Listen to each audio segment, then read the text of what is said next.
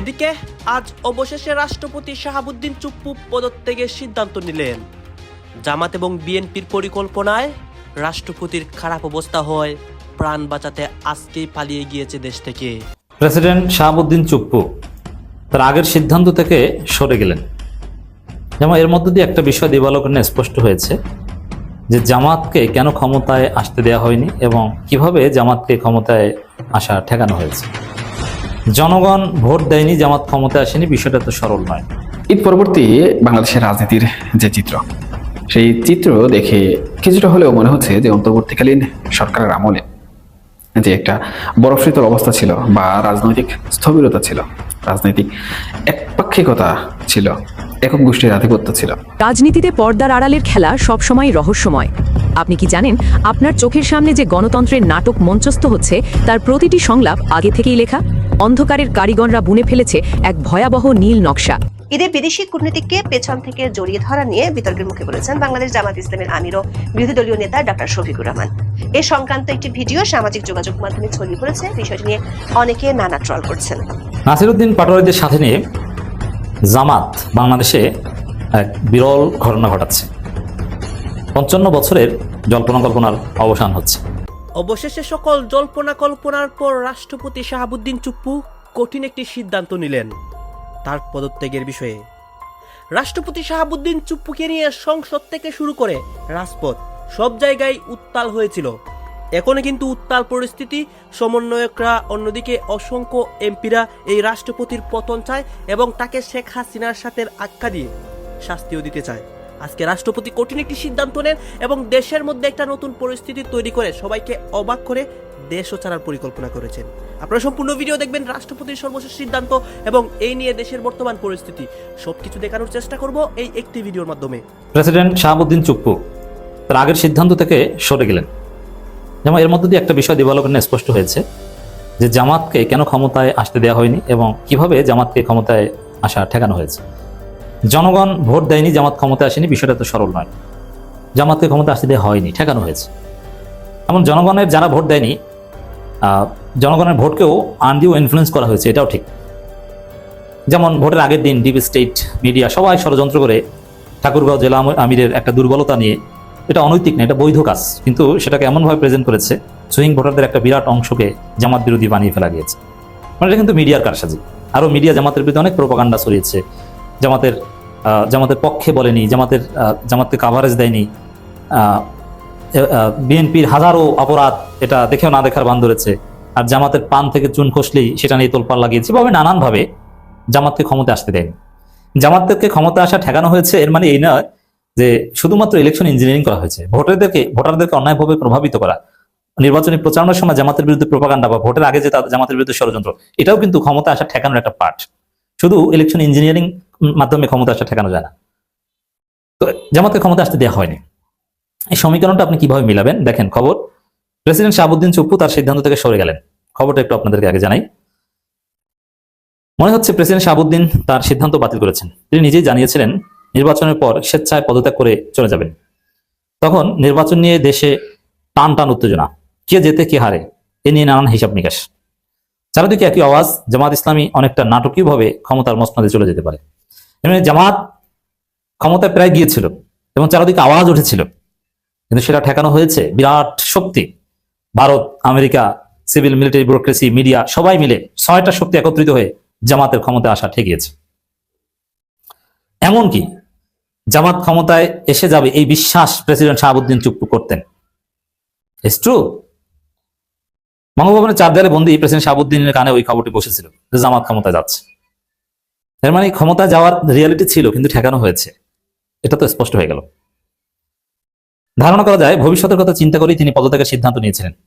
যেদিন সম্ভবত তফসিল ঘোষণা করা হয়েছিল ওই দিনই তিনি বলেছিলেন যে নির্বাচন পর্যন্ত দায়িত্ব পালন করা এটা একটা দায়বদ্ধতা রয়েছে, নির্বাচনের পরে আমি পদত্যাগ করব। 11 ডিসেম্বর বার্তা সংস্থা রয়টার্সকে দেওয়া এক সাক্ষাৎকারে তিনি তার ওই সিদ্ধান্তের কথা জানান। খবরটি তখন নানা কৌতূহলের জন্ম দিয়েছিল। নির্বাচনের বিএনপির জয়ে সবকিছু ওলট পালট হয়ে যায়। বিএনপি নেতারা বলছেন ওই ফলাফল ছিল অপ্রত্যাশিত। তারা এটাও বলছেন দলীয় কোন্দল আর মনোনয়ন বাণিজ্য না হলে আরো 30টি আসন জয় তাদের সুনিশ্চিত ছিল, বিশেষ করে যশোরের ফলাফল সেই ইঙ্গিত দেয়।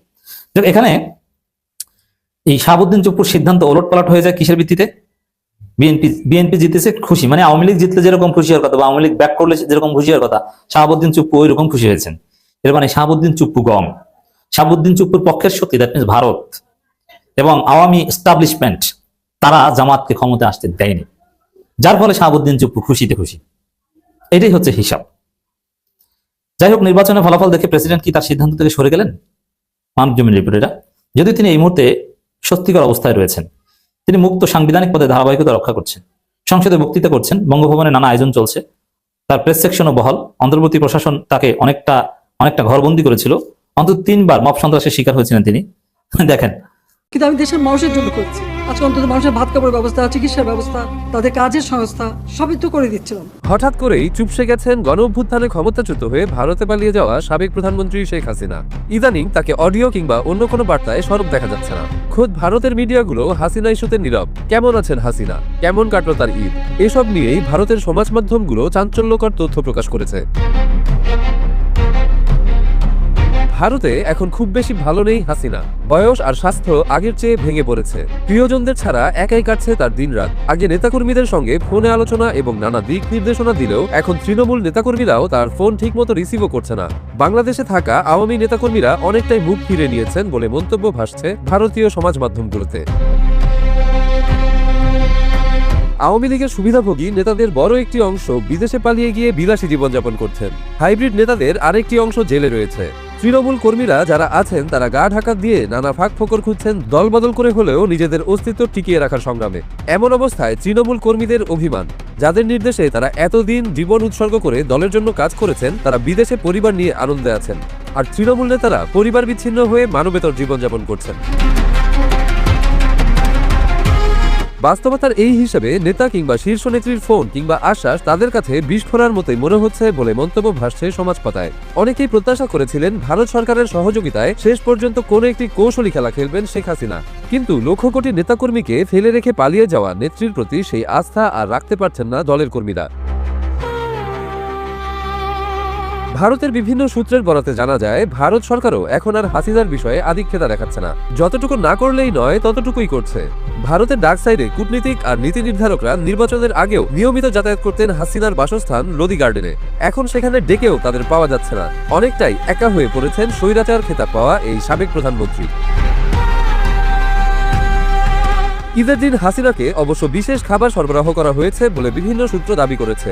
তবে স্বজন আর বান্ধবদের অনুপস্থিতি হাসিনার সেই বিশেষ খাবারের স্বাদ অনেকটাই পানসে হয়ে গেছে। ঈদের দিন হাসিনা অনেকের সঙ্গেই ঈদের শুভেচ্ছা বিনিময় করেছেন, তবে তৃণমূল অনেক নেতাকর্মী তার ফোন রিসিভ করেননি বলেও জানা গেছে। শেখ হাসিনার রান্নাসহ দেখাশোনার দায়িত্বে যারা রয়েছেন তাদের বরাত দিয়ে বিভিন্ন সূত্র বলছে, হাসিনার মধ্যে অনেকটাই হতাশা নেমে এসেছে। আগের মতো তেজি ভাব আর নেই। বিশেষ করে বাংলাদেশের জাতীয় নির্বাচন সুষ্ঠু হওয়া এবং প্রত্যাশারও বেশি সংখ্যক আসন নিয়ে বিএনপির ক্ষমতায় আসা, তারেক রহমানের প্রধানমন্ত্রী হওয়া, অনেকটাই মুষড়ে পড়েছেন হাসিনা। আওয়ামী লীগের কোনো কৌশলই কাজ করছে না।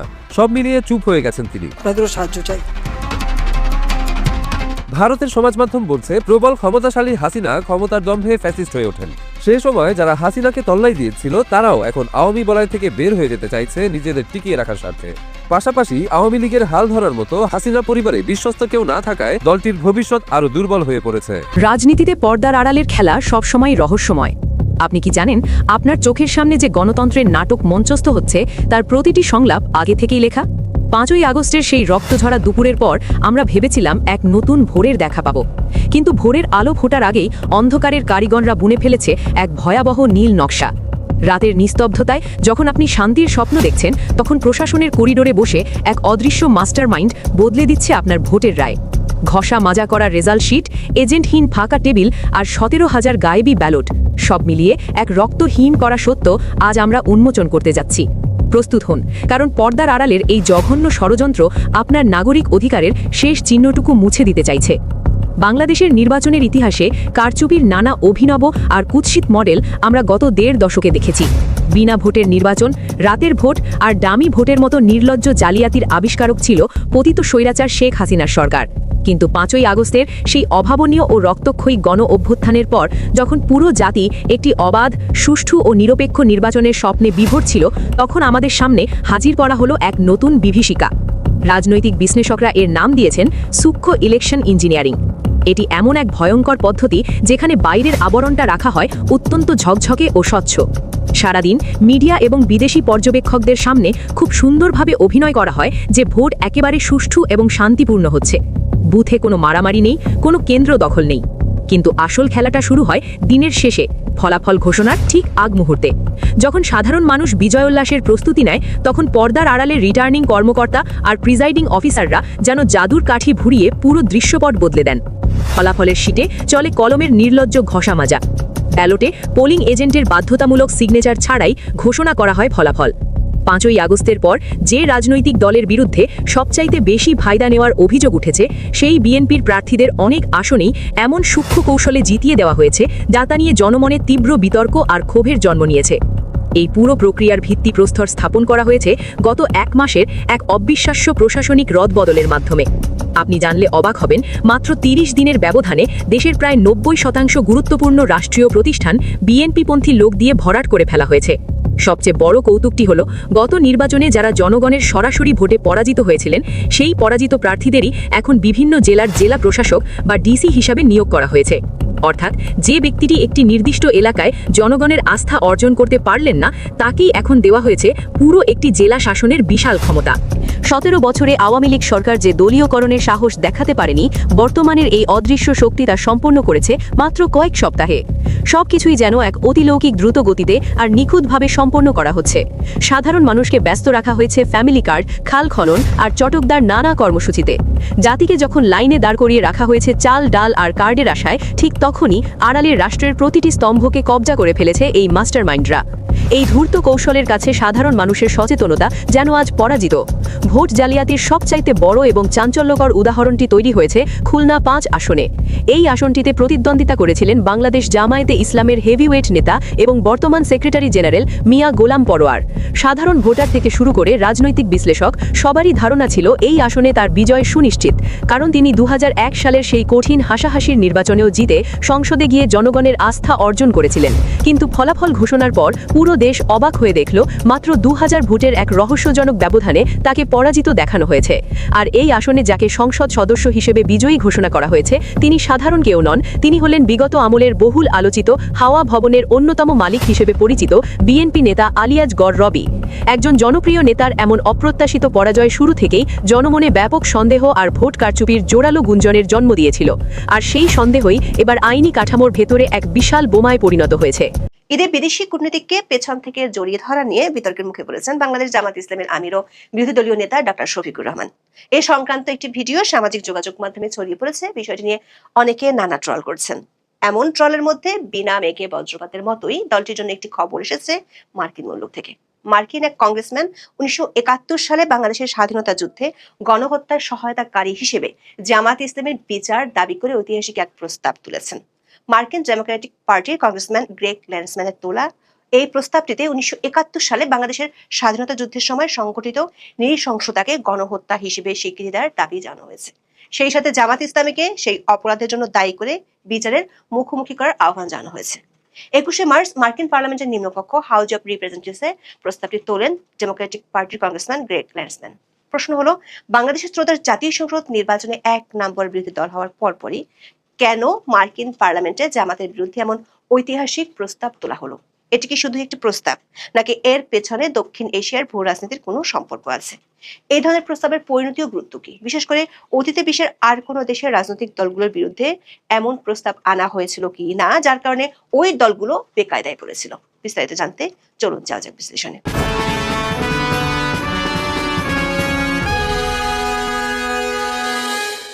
বাংলাদেশের মুক্তিযুদ্ধে গণহত্যার ভয়াবহতা বিশ্বের যে কোনো বিবেকবান মানুষকে নাড়া দিতে বাধ্য। এই গণহত্যা কতটা ভয়াবহ ছিল তার পর একটি প্রমাণ পাওয়া যায় পাকিস্তানের সাবেক পররাষ্ট্রমন্ত্রী গওহর আইয়ুবের লেখা glimpses into the corridor of power বইয়ে। পাকিস্তানের সাবেক প্রেসিডেন্ট ফিল্ড মার্শাল আইয়ুব খানের ব্যক্তিগত ডায়েরি থেকে একটি লেখা সংগ্রহ করেছেন গওহর আইয়ুব। সেখানে যা লেখা ছিল সেটি বলে আপনার গা শিউরে উঠবে। লেখা ছিল, যুদ্ধের 1 বছর পরে পাকিস্তানের রাওয়ালপিন্ডির একটি সামরিক হাসপাতালে এক তরুণ পাকিস্তানি অফিসারকে আনা হয় মানসিক চিকিৎসার জন্য। সেই তরুণ অফিসার যুদ্ধ শেষে পাকিস্তান ফিরে যাওয়ার পর গুরুতর মানসিক রোগে আক্রান্ত হন। যুদ্ধের কথা মনে হলেই তার পুরো শরীরে খিঁচুনি দিয়ে জ্বর উঠত। ঘুমোতে গেলেই দুঃস্বপ্নে ভেঙে যেত ঘুম।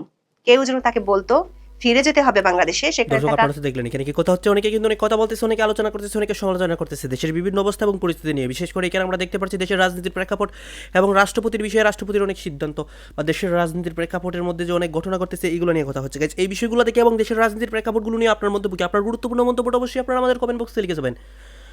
সর্বশেষ আপনাদের কাছে আমাদের একটা রিকোয়েস্ট থাকবে, আপনারা আমাদের চ্যানেলে নতুন দর্শক হয়ে থাকলে চ্যানেলটি সাবস্ক্রাইব করবেন এবং পাশে থাকা বেল বাটনটি বাজাবেন যাতে করে নেক্সট ভিডিওটা সবার আগে আপনাদের কাছে পৌঁছে যায়। ধন্যবাদ।